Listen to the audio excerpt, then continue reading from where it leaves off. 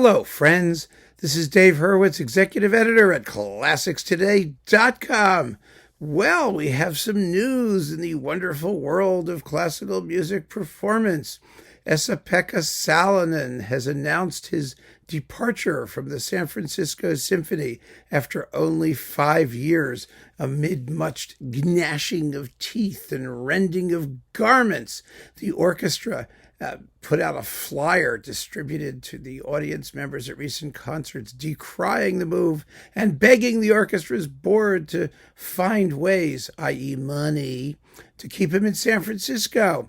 So I have some thoughts about all this, and I think it's fun to sort of go through it, and let's see where we come out. First of all, we've all seen this dance before. Salonen deserves credit for a lot of things. He's one of the greatest musicians alive. He's a fabulous conductor, an important composer. Generally speaking, everyone likes him. He's a decent guy. I think when you come right down to it, I mean, I can understand there being genuine regret that he's leaving. He arrived in San Francisco at a very difficult time. Let's not forget, Michael Tilson Thomas had been there nearly forever. For a very long time, he raised the orchestra to serious international prominence and basically did a great job. And he was loved, I mean, truly loved. And now, of course, he has terminal brain cancer, and his circumstances are very sad. And when you find someone coming in after someone else has been there for a very, very long time, even if you're terrific, even if you're great, you're going to find an organization that's in transition. It's going to be difficult. And on top of that, COVID hit, and Salonen had to see the orchestra through that really, really difficult time. The COVID pandemic, among other things, resulted in a loss of revenue. I mean, the San Francisco Symphony financially is a fairly healthy organization. They have an endowment of over $300 million, but they still have to find ways to raise money constantly. I mean, that's what these people have to do. That's what the board is responsible for. Excuse me. And so they had many plans, some of which were canceled. Their subscriptions are falling. Their money raising was in the dumps. I mean, this happens. It's a cyclical thing. I don't regard it as a particularly big deal, to be honest with you, because all orchestras go through it, particularly in this country where they don't get state subsidies in the way that they do in Europe. But even there, everyone is under pressure to find money because there are too many orchestras. There's just too much of everything, and it's too expensive. Orchestra musicians are paid six-figure salaries routinely in the major American orchestras, the high six figures quite often. And are they worth that? Well, who knows? It depends on what the orchestra can raise. So, as usual, with the departure of Maestro Salonen, there was when he goes, all of the things he was going to do are going to go, and the orchestra is going to become less of a cultural force. Well, I think that's bullshit, and I really don't care at all about any orchestra being a cultural force. I really think that that's the wrong way to look at it. The San Francisco Symphony exists to serve the people of San Francisco, not to be a cultural force in the world of classical music. If it becomes that, it should become that because of the way it serves the people of San Francisco, not because it has money and enough money to spread itself around. I mean, that kind of competition is nobody needs. It's all about ego. It has nothing to do with music and music making. And of course, it's directly related to how much money people fling at the orchestra. One of the big deals in Salonen's departure, supposedly, is the fact that the orchestra's 2025 European tour was canceled. And they were going to premiere his horn concerto at the Lucerne Festival, and now he has to find another orchestra to do his horn concerto. I'm sure he was quite miffed at that. I mean, that can be quite disheartening.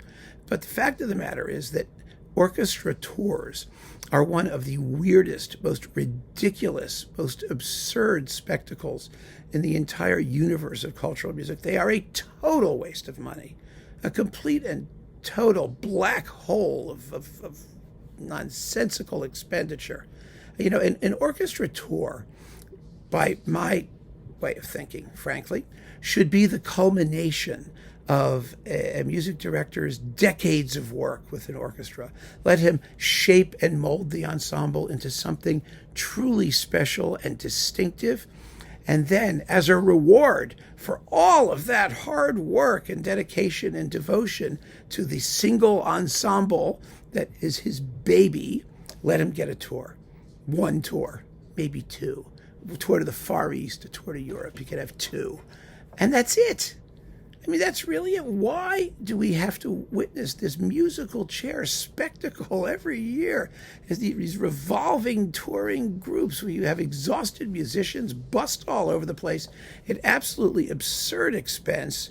I mean, it's fun for us concert goers. I understand it's nice to have a series at like Carnegie Hall and see every great orchestra in the world show up there. But basically, again, the remit of the San Francisco Symphony, and I said the same thing about the New York Philharmonic when they went to North Korea, of all places. I mean, good grief. You know, it's to serve the local market. And if they do that, if they do it well, if they do it in creative ways, and if they do it in a way that creates a desire for them to be there, then they have a hell of a lot less trouble raising money. I mean, the fact that the San Francisco Symphony can go to Lucerne or can go to Tokyo or go someplace like that, that doesn't, I don't believe, justify flinging money at them in San Francisco. What are they doing for the people of San Francisco and Oakland and other places? It really is kind of extraordinary, the sense that these major cultural institutions have this sense of entitlement. And then, of course, you know, that the money will just come. They'll be able to do all this stuff because all these other orchestras are touring. Don't forget that it's all keeping up with the Joneses. You know, those people have a Bentley. We need one too. That's what the touring thing is. It's grotesque. It really is.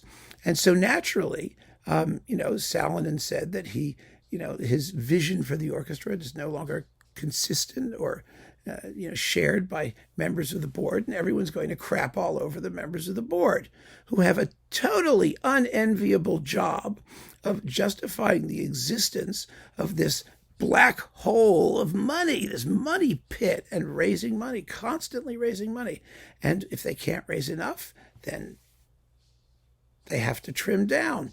And it may be for a few years or a decade or 10 or a century, the San Francisco Symphony will cease to be a major cultural force because they'll have to go through a period of retrenchment. That's okay. I mean, that's perfectly fine. That can be healthy. And it's the same thing with music directors. You know, I mean, Salonen was there for 5 years, not the longest period of time when it comes to that sort of thing, but not all that unusual either in this day and age. And he's going, and he's always been on the ledge, on the fence. I was surprised he took the job because you may recall when he left Los Angeles, he said he wanted to compose. He didn't want to have a major orchestra. I mean, it's a pain in the ass, frankly, being the music director of a major American orchestra. There's a lot of stuff involved that has nothing whatsoever to do with music and a lot of work. And so fine, if he doesn't have the stomach for it, he's right to go. He absolutely should go.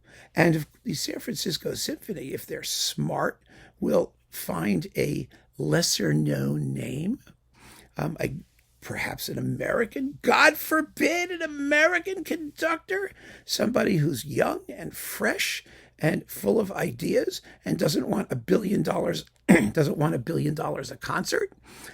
They can get him at a reasonable rate and take the orchestra down a notch and let it hibernate, let it ferment, let it develop into something fresh and new and splendid. And then in 10 years or so, like the phoenix, they can burst back on the cultural scene. There's nothing wrong with that. Nothing wrong with that at all. So my point is that, yes, this will be news. This will be talked about. This will be speculated about. But it's not a big deal. It's only a big deal if the orchestra collapses completely and disappears or something cataclysmic happens. But canceling a tour or not funding some experimental music programs or some other, cutting edge musico-cultural things that 6 people in the universe care about and even fewer will want to see. Who cares? I mean, come on, folks, let's be serious about it. Let that orchestra find its way. And if they're in a period where they're in the wilderness, a little bit culturally, well, the promised land beckons on the horizon. If the board is competent, which is an if, of course, and if they find the right music director to stick with the orchestra, to build something, to develop something with the orchestra, then they're going to be fine. And we'll have absolutely nothing to worry about. And I'm not worried at all. I just find all of this stuff kind of amusing, all of the, the hysteria and crisis mentality, because classical music is always in a crisis mentality. That's cats doing their morning constitutional. There is always a crisis. Nothing happens normally. Everything is always a crisis. Well, here's a crisis we could just sit back and enjoy as it unfolds. So keep on listening, friends. Thanks for joining me. Take care.